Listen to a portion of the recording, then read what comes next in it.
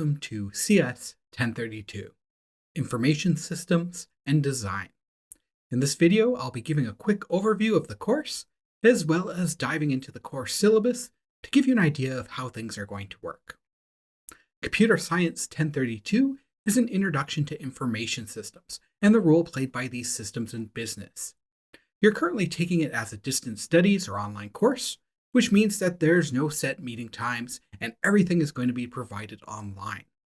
The main course content will be provided through pre-recorded video lectures, just like this one, and tutorial videos.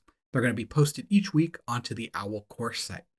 This means you're given some flexibility in when you want to watch these videos and tutorials, but you still need to keep up with course deadlines for assignments, quizzes, and so on.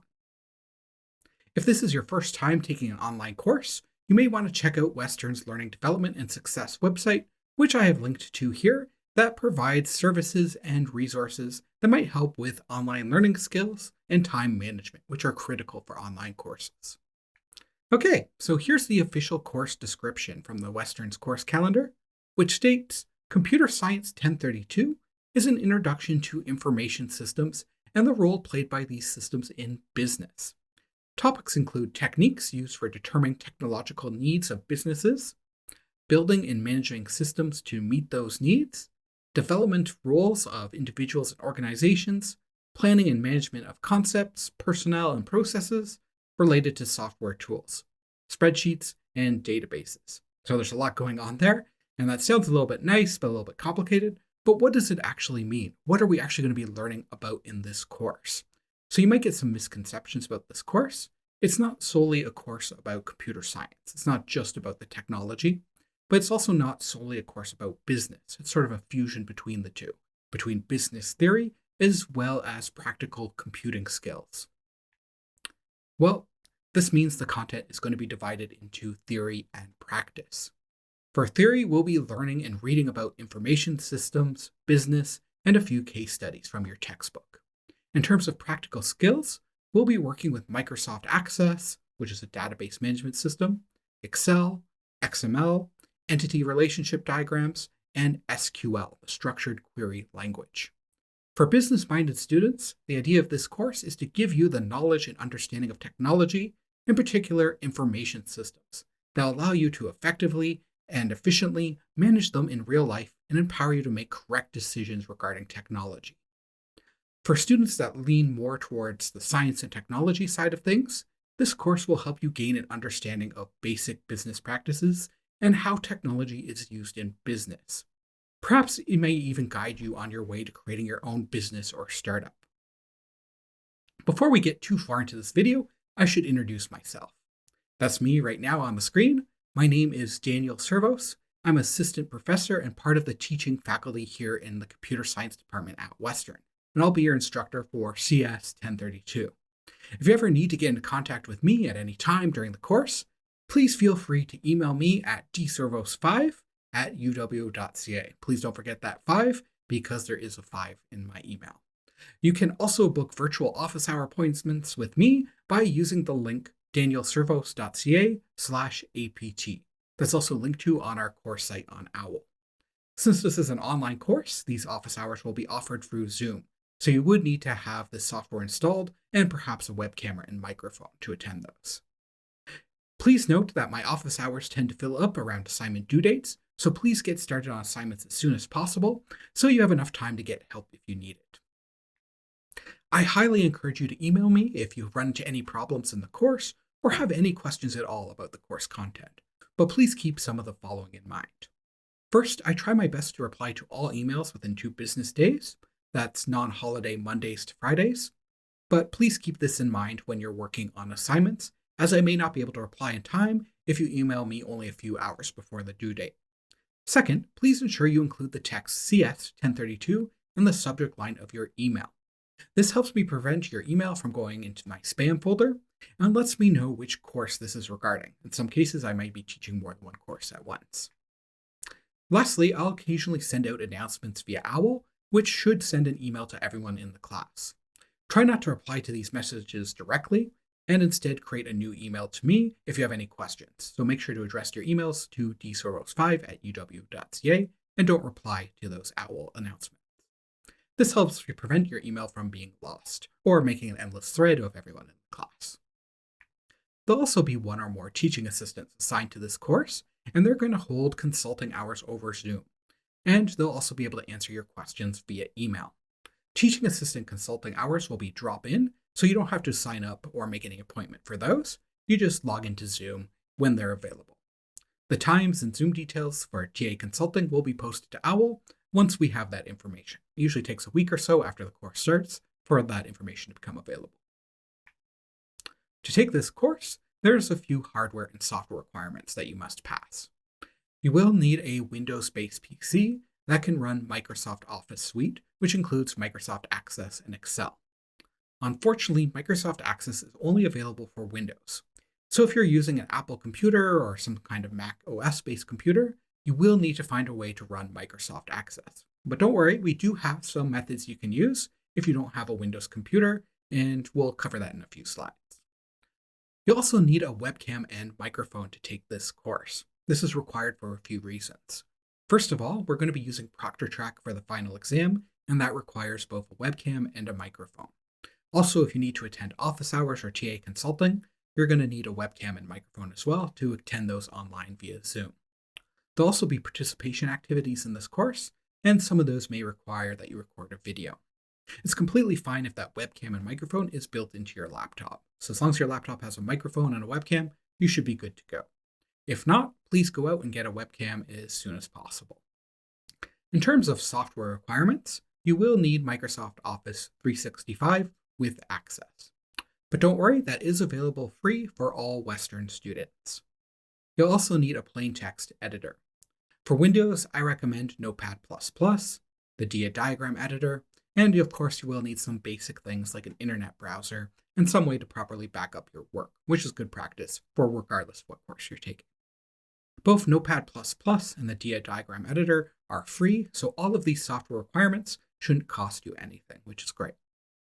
We'll also be using ProctorTrack for the final exam. We'll talk about that more closer to the end of the term when we get to that final exam. But again, that is free software for Western students, but it does require a webcam. For help with installing the software, please see the tutorial videos I have posted on OWL, and they'll guide you through all the steps. As I mentioned, some of the software is not available for Mac OS, that would be Apple computers, but we do have a few options for you if you do not have access to Windows computer and cannot obtain access to one. First option is if you're located in London, Ontario near campus, you can use one of the general student labs here on campus called the Gen Labs. These have access and all the software required already installed on them, so you can always do your assignments, homework, anything like that in the Gen Labs on campus. Second, I know this is an online course, so not all of you are located in London, Ontario right now, and we do have an option for you as well, and that would be to remotely connect to a virtualized lab computer that has access and everything you need installed, and you can connect to that from an Apple computer, even though you're connecting to a Windows computer. This service is called MyLab, and we have some tutorials up on OWL on the course overview page about how to use that software. If you're using a Windows computer, you don't have to worry about that at all. You can just use the software directly, but for Mac OS, you might need to use the virtualized system. Next up is our textbook. For this course, we have one required text named Experiencing MIS 5th Canadian Edition. This is your online e-textbook and comes with access to Pearson's MyLab MIS, not to be confused with MyVLab. Those are two different things. MyVLab is for accessing a Windows computer if you're using an Apple computer. MyLab MIS is part of our textbook that has extra resources. You can purchase the e-text through Western's bookstore by purchasing an access code, or you can purchase the e-text directly from Pearson using the above link and course code. Currently, the textbook is only available in digital format, bundled with MyLab MIS. If you're having any issues obtaining the e-textbook or getting access to MyLab MIS, I do have a short video posted on OWL that goes over these steps, but they are fairly straightforward. Follow the link, put in your information, pay for the e-textbook, and you should be good to go. So I know a question many of you have is how are we going to be using this textbook, and is it actually required? So I do officially list the textbook as required.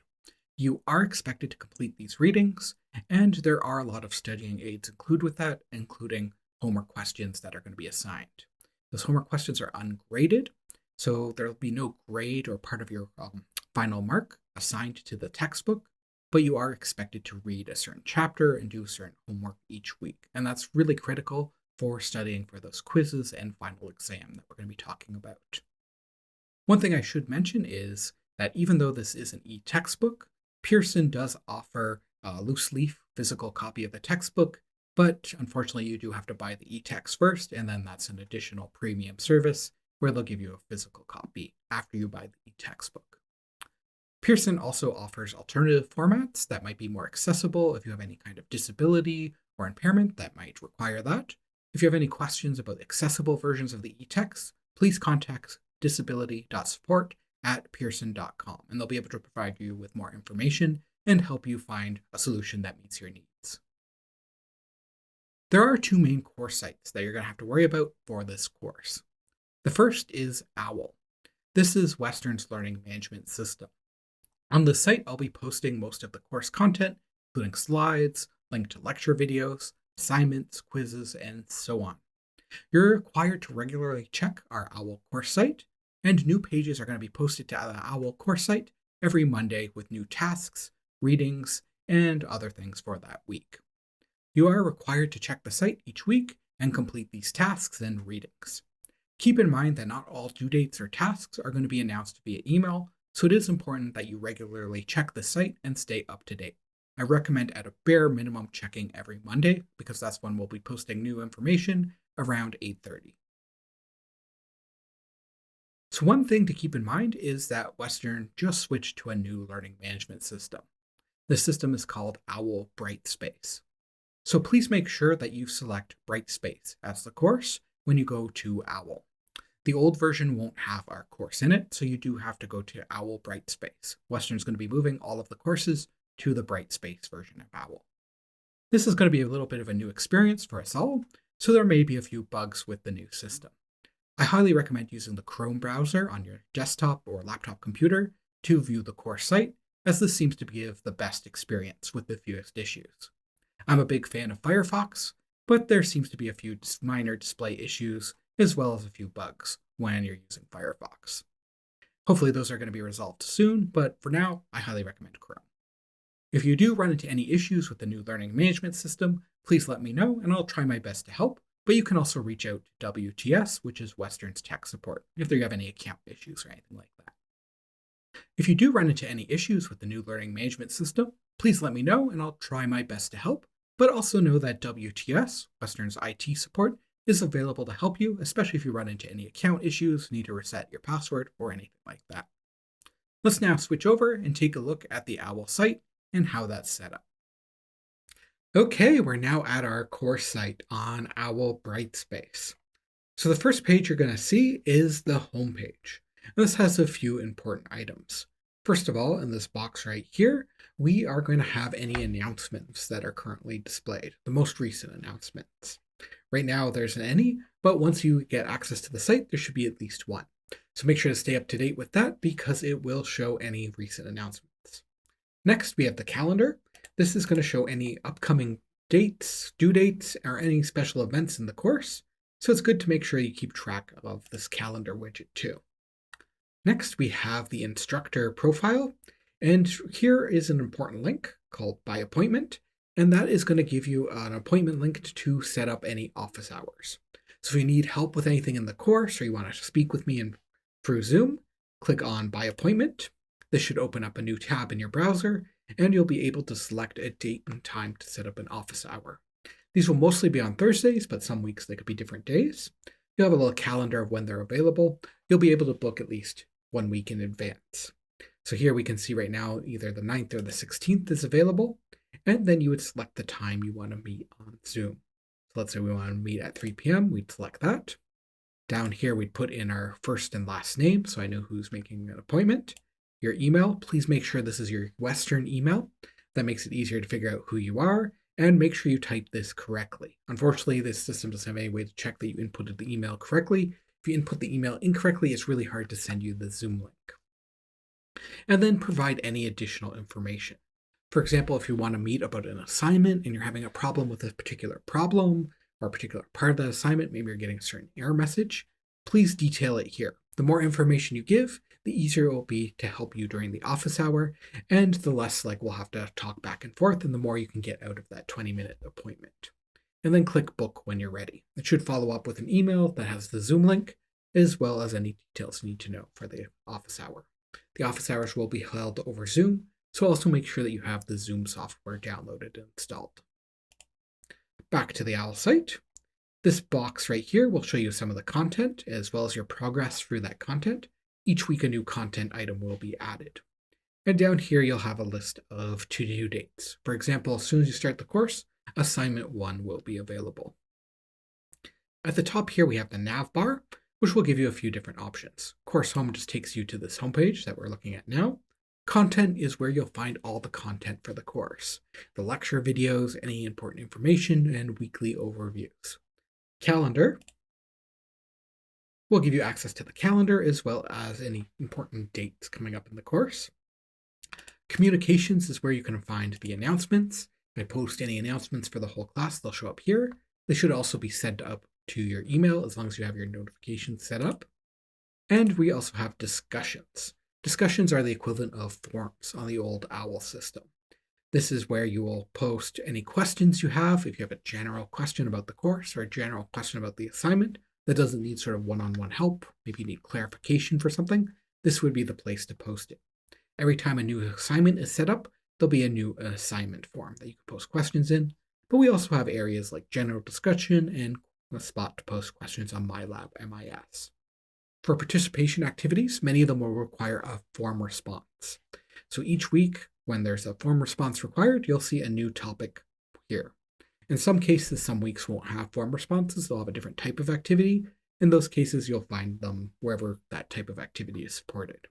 For example, for the first week, there's a response required for that restaurant case study that you'll find in the week 1 video. So after you watch that video, you would post your response here. For the participation activities, they are set up so you have to post first before you can see other students' posts. So what else we have here? So when there's an assignment due, like there should be right away, assignment 1, you can click on assignments to see the current assignments as well as the files for that assignment. So you'll see the files right away, but always make sure you actually click on assignment title like this, assignment 1, situational setup, because it will explain the assignment, all the policies for the assignment, and what you have to do. And then usually there'll be a PDF like assignment 1 down here that will actually explain the assignment steps. So in this case, assignment 1, we're going to be coming up with an idea for your fictional business. That's going to be part 1. Then you're going to be reading the academic dishonesty document and answering some questions about it. And then lastly, you're going to be getting all the software required for the course set up. Assignment 1's fairly basic and easy. The main idea here is to get you set it up with the course, as well as to make sure you're familiar with how to submit assignments. The other assignments will be a little bit more involved. And you'll be able to submit them through here. Usually the assignments will require attaching a file, and you do that with the Add a File button, and there'll usually be certain extensions that are allowed. In this case, only the docx, that's a Word document extension, is allowed. In future assignments, it will be dependent on what you're submitting. Maybe it'll be an Excel file, maybe it'll be an Access database. When there's a quiz due, you can go to quizzes. Right now, we just have a practice quiz. So if you want to see how quizzes work, you can click practice quiz. And when quizzes are actually due, there'll be a quiz here. Those will be open for 1 week, the Monday to the Friday, on the certain quiz days. Those should already be set up in the course syllabus. You can see when they are.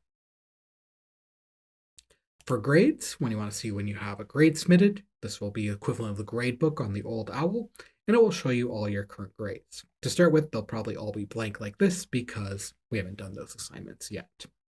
If you need help with Brightspace, you can click on Help, and there's some self-help guides on how to use Brightspace that you might want to look at if you're not familiar, as well as the WTS Help Desk. This is sort of like Western's IT support, so if you have issues with your account, anything like that, that would be the place to go. So let's now take a closer look at content. Okay, onward to the content section. And this is really where you're going to find the meat of the course. all the lecture videos, all the information you need to know, weekly overviews, and things like that. So to start with, we'll have 2 units, the course overview, as well as week 1. Each week on Monday, a new week will be posted, and it will have the readings, the videos, everything you need for that week. So let's get started with course overview. So the first thing you'll see in course overview is a description of the course, the information about me, how to make an appointment, another link to make appointments, information about our teaching assistants, and resources you'll need. Again, WTS Help Desk, that's our IT support, as well as other resources that might help you in your courses at Western. You can see in the menu on the side that it shows everything for this unit. If you don't see this menu, for example, that looks like this, you can always click this little menu here, and it will show the menu. You can navigate using the left and right buttons to the previous and the next activity. So here is this introduction video you're watching now, but you can also find things like the course syllabus. You can either download it or view it in your browser. Make sure to read this. If you click next, you can see important links. These would be things like how to book an office hour, the textbook link, MyLab, more information about that. That's just for macOS users, and the resources on installing Office 365. Once we know who the TAs will be and when their consulting times will be, they'll be listed here under TA consulting hours. And you can find a discussion on academic dishonesty unit here. You'll have to read this for assignment 1. Then you can see that there's subunits, like getting started. And this is going to tell you everything you need to know about installing the software, getting the textbook, things like that. So for example, this video is going to show you how to get the textbook, sign up for it. Then this one's going to show you how to use MyLab MIS, install the required software. Keep in mind there's some important notes for macOS users. Information on how to use MyLab if you're a macOS user, and the participation quiz. You can also access it through here in the units. That's the end of the unit. We'll take a look at week 1 quickly. So this is how most units will be structured for the course. Most of them will have a short introduction like this, and then there'll be a very important page called the overview page. So this was week 1 overview. This will tell you the goals for the week, any upcoming due dates or important dates in the course, and then all the important tasks and bulletins you're supposed to do this week. You'll have a list of your assigned readings. You should try to read those the week that they're offered, and all the recommended homework. Again, you should try to do those in the week that they're offered. And you'll have a checklist for all the things you should try to accomplish that week. So these checklists aren't graded or anything like that. They're just for your own records and keeping track of your progress through the course. After that, you'll get the different videos for the week. They're just YouTube videos, so you can play them like this by clicking on them. Or if you want to view them on YouTube, you can click the Watch on YouTube button, and it will bring you to a YouTube page. I assume most people are familiar with how to use YouTube. There are some important features, though, with YouTube that you may not know about. If you click this sort of settings thing, you can change the playback speed. You can see, for example, there might be a topic you're already somewhat familiar with. You still want to watch it, but maybe not as closely. You could set the playback speed to 1.5 or 2 to go through it quicker. And that might seem a little bit silly to suggest, but there actually is research that shows that students playing back lecture videos on a higher speed still retain a lot of the information, and it's a good way to fast forward through parts you're familiar with, and then you can slow it down for parts you need a little more detail on. If you click these buttons here, they'll show you resources for the video. For example, if I show slides in a video, you can access the slides here. And this is really useful, the table of contents. Some of these videos might be a bit longer. They were designed to be the same length as the normal lecture if you were in an in-person class. So that might mean that they're a bit long. It might be hard to find something you're looking for. So if there's something really particular you're interested in, like maybe we want to know more about operations, if you click that link here, it'll jump you to that point in the video on the page you're looking at. Very useful to get to exactly what you need. Also, if you want to watch in full screen rather than a small window, you can click the full screen link, and you can change the resolution in here as well. I highly recommend watching on the highest resolution, especially in more technical videos like Excel and Access tutorials, so you can see everything clearly on the screen. So each week we'll have a few videos to watch. This week has both the Introduction to Business and the Chapter 1 video. Again, each one will look fairly similar. I'll have resources listed under here.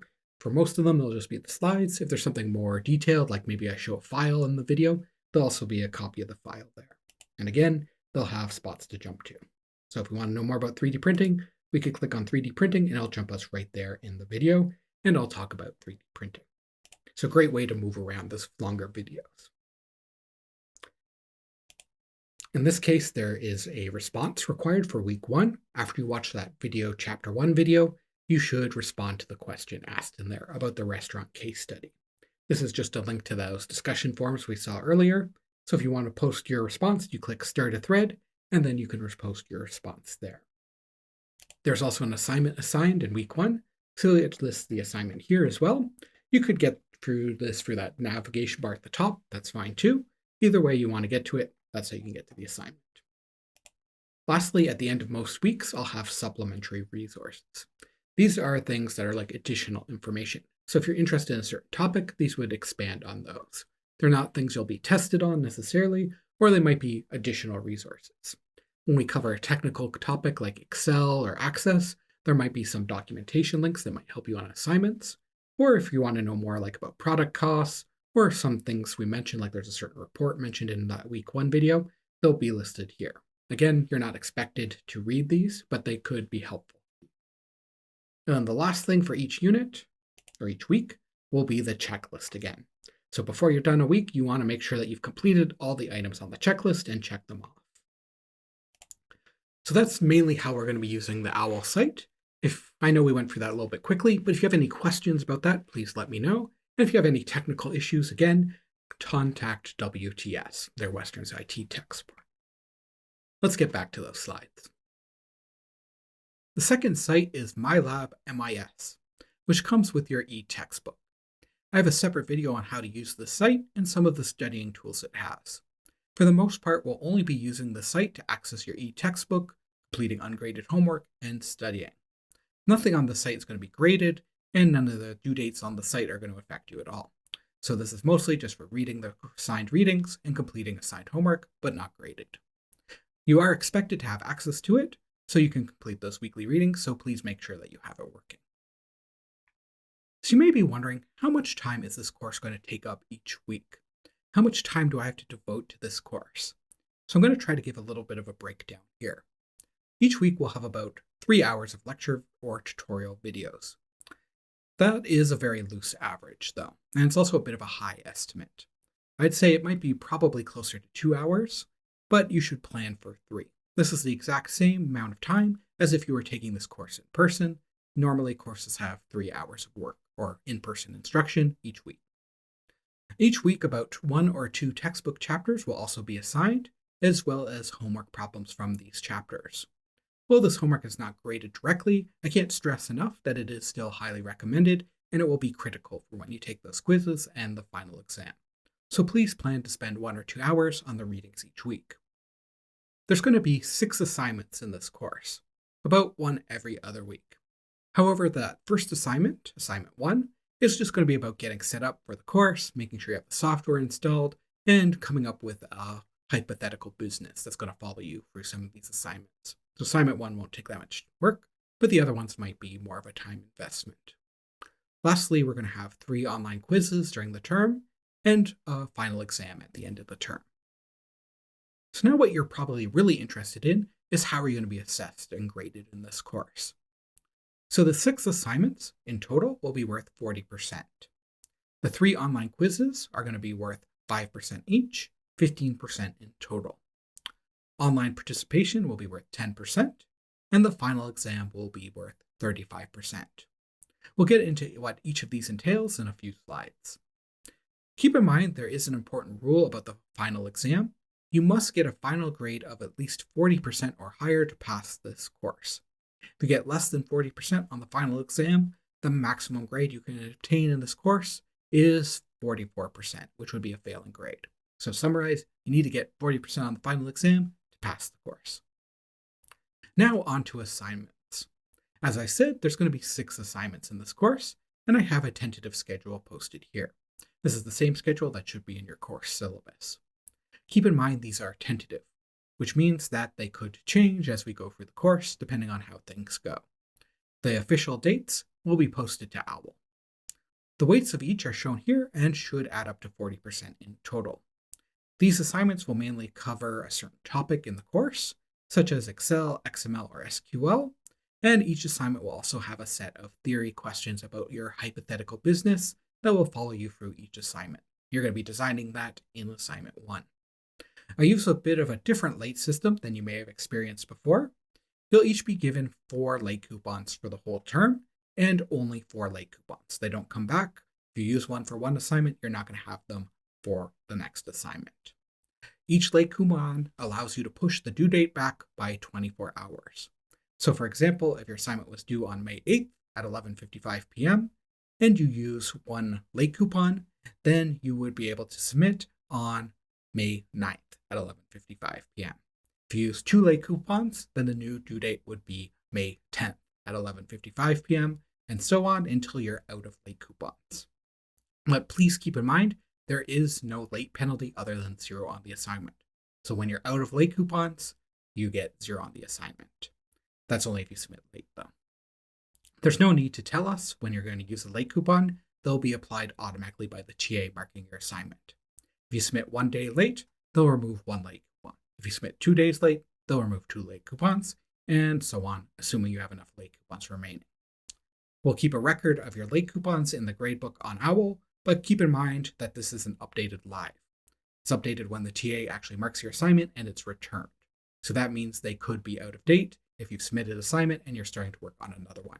So it is your responsibility to keep track of your own late coupons. That should be fairly straightforward. Just keep track of how many days late each assignment you submit is.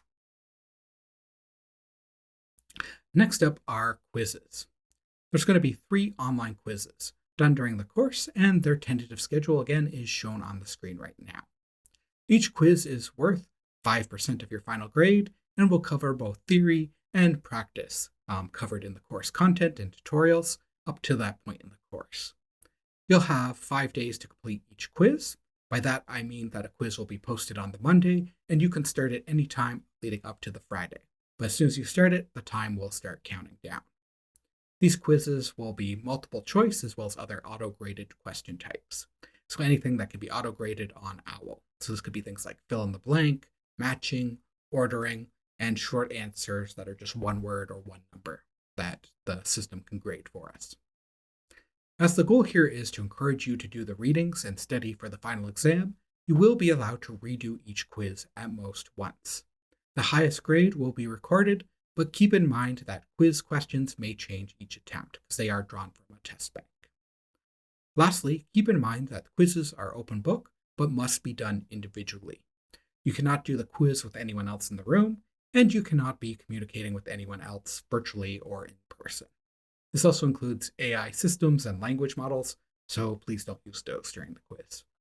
Now we're going to talk a little bit about that participation component of your grade. And you may be wondering, why are we doing participation in an online course?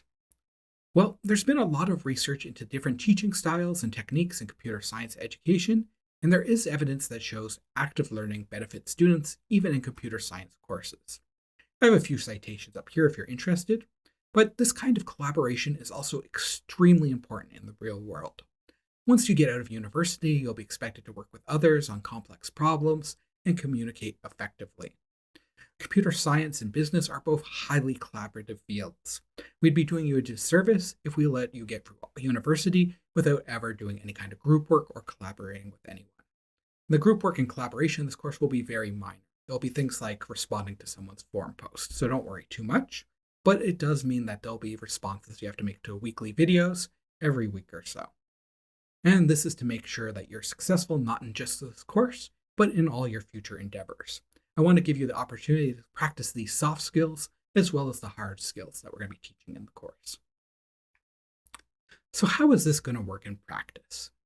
Well, each week, 1 or more of the video lectures or tutorials will contain a task somewhere in the video that contains a participation task or activity to complete. This means that you do have to watch the videos to find those tasks, as they may not be posted anywhere else. In most cases, this is going to take the form of a forum post or a response you'll have to complete. These tasks will be clearly indicated in the video with a point value and will look something like this. They're always going to be in a box like this with a number of points given. They'll always have this purple border and this bluish background. The idea here is that you will have to watch the videos to find the task. Not all videos will have a task, but there will be at least 150 points worth of participation tasks each week. So how do you know if you completed all the tasks? Well, if all the tasks you've done add up to at least 150 points, then you're probably completed all the tasks. But of course, just watch all the videos and you'll find all the tasks. It is expected that you complete the activities in the week they are offered. But to provide you more flexibility and allow you to work at your own pace, I know it is the summer and you want to relax a bit, there will be 2 official deadlines. For activities in week 1, all the way up to week 5, the deadline is June 14th. And for activities in weeks 6 to 12, the deadline is July 26th. So that means any participation activity from week 1 to 5, you can do up to June 14th. Any participation activity in weeks 6 to 12 can be done up to July 26th. This should give you some flexibility if you're sick, something happens, something comes up, so you can submit a bit later. But please do try to get them done in the week they're offered. In the past, some students have left them right to the deadline and haven't been able to complete them all. So please be proactive. So how do you earn points? Each participation activity will have a set number of points assigned. You'll get the full points for that task if you follow the instructions and clearly put some effort into it. You don't have to be correct to get the full points, but you do need to show that you put some thought into your responses and you did the work. You didn't copy it from somewhere else. Occasionally, some bonus activities may also be posted or offered during the term for extra points, but the main way to earn participation points will be those weekly activities in the videos. So here we can see a table of how participation points will be translated into your final participation grade. This works like experience points in an RPG video game if you're a bit of a gamer. To go up a level or a grade point, you need to get your participation points above the required amount. So for example, to obtain a level 4, worth 4% of your final grade, you need to have 300 points or more. If you have 400 points, that's still going to be a level 4. You must make it over the minimum for the next level to level up. It should be possible to obtain a level 10, that is a full participation grade, simply by completing all weekly activities found in the videos by the due date. You can also see here there is a level 11.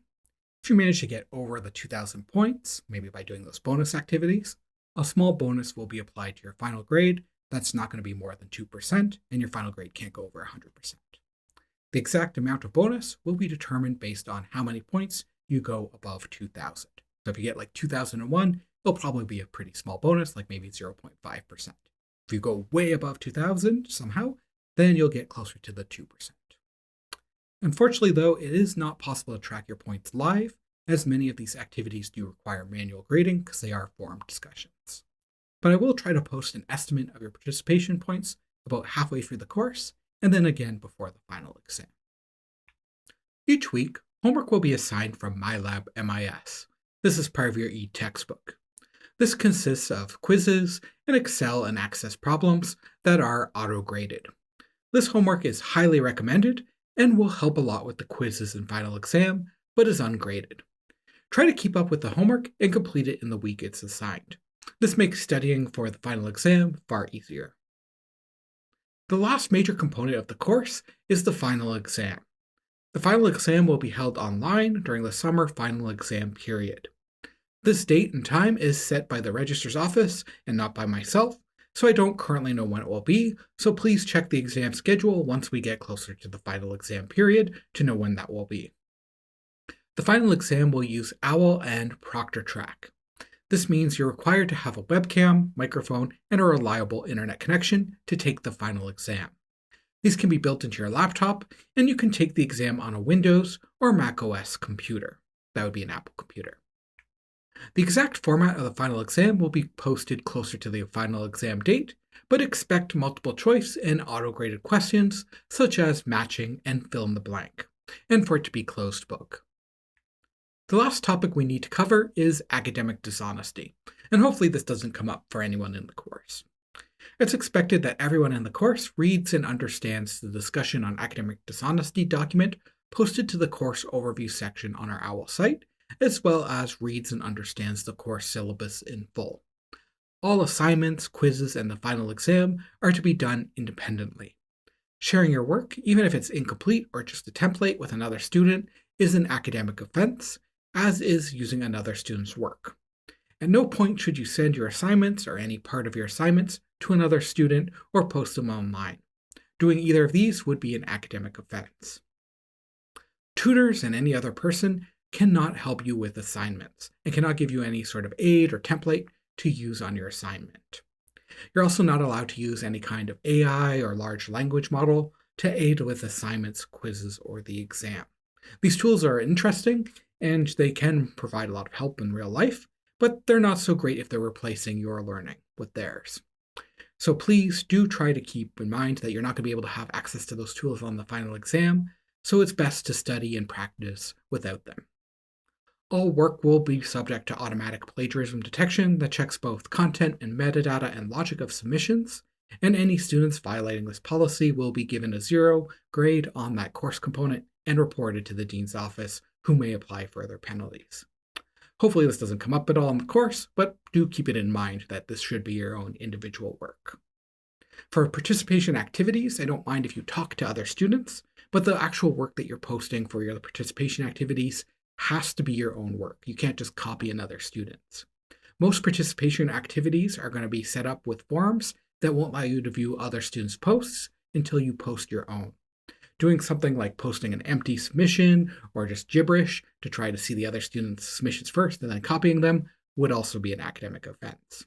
We want collaboration, not copying, for participation. For assignments, just to summarize, no sharing at all. Okay, so now that you know the rules and the policies, how do we get started with this course? Well, the first task that you should do is to read the course syllabus and that discussion on academic dishonesty. Again, you can find those on OWL under the course overview section.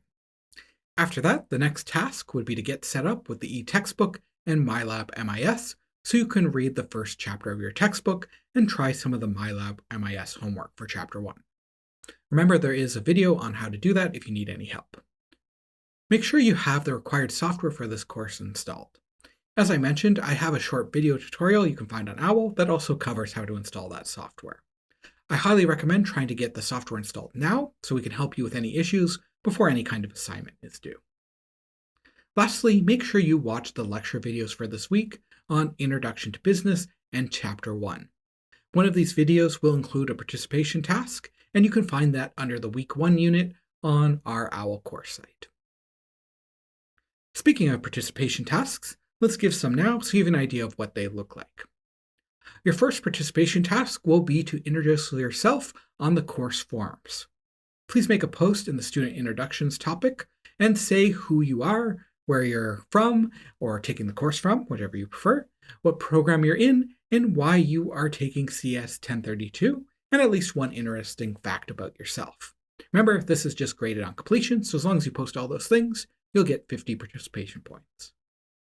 The next activity is to take the practice quiz on OWL. You can find that on the Quizzes tab. It's also linked to under the course overview section. This quiz just has a few questions about the course syllabus, and you simply get the 50 points for taking the quiz, regardless of your score on the quiz. The practice quiz is just meant to give you an idea of what the format and process of taking a quiz on OWL will be. We are introducing that new learning management system, so it would be good to get some practice now. We just want to make sure you're ready for the real quizzes and that final exam. Keep in mind, real quizzes will have questions about course content and obviously not the course syllabus, so they are going to be more difficult. Lastly, there is one task in the Chapter 1 lecture video. I'm not going to tell you what that is now because I wanted you to watch that video. So make sure you watch the Chapter 1 video, find the task, and post your answer on the course forums. That's going to be something about a case study on a restaurant. Instructions will be given in that Chapter 1 video. Whenever a participation task is given in a video, it will look just like this, with that same purple border and a box with that blue background, and have a number of participation points clearly given. Keep in mind that I might ask you other questions in videos. Sometimes I'll say pause the video and think about this, but those aren't participation tasks. They're just for something you to follow along with while you're watching the video. Participation tasks have to be in these boxes that are purple and say a clear number of participation points. Should be pretty clear when you're watching the video. That's all I have for you in this video. Make sure you also watch the Introduction to Business and Chapter 1 lecture videos this week and complete the tasks listed on the Week 1 overview page on OWL. If you have any questions at all about the course, please feel free to email me. Again, that email is dservos5@uwo.ca, and I'd be happy to help with any concerns you might have. Thank you for watching this video, and have a great day.